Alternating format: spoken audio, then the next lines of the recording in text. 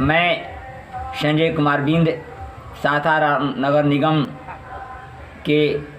Ward number 46 के ward पार्षद उम्मीदवार मैं अपने तरफ से आज दीपावली के पावन पवित्र बेला में वार्डवासी, रोहतासवासी, बिहारवासी एवं पूरे देशवासियों को हार्दिक हार्दिक शुभकामना देता हूं, बधाई देता हूं। और मैं माताएं बहनें से, नौजवान साथी से, बुद्धिजीवी बूढ़ बुजुर्ग गार्जियनों से मैं अपील करना चाहता हूं, विनती करना चाहता हूं कि आज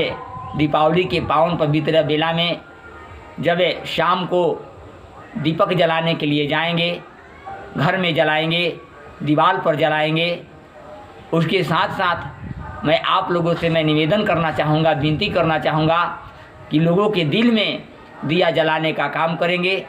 यदि लोगों के दिल में दिया जलाते हैं हम सभी लोग, तो आपस में प्रेम, सद्भावना और देश का विकास होगा। मैं इसी कामना के साथ पुनः आप सभी जन को हार्दिक अभिनंदन करता हूँ, हार्दिक शुभकामना देता हूँ।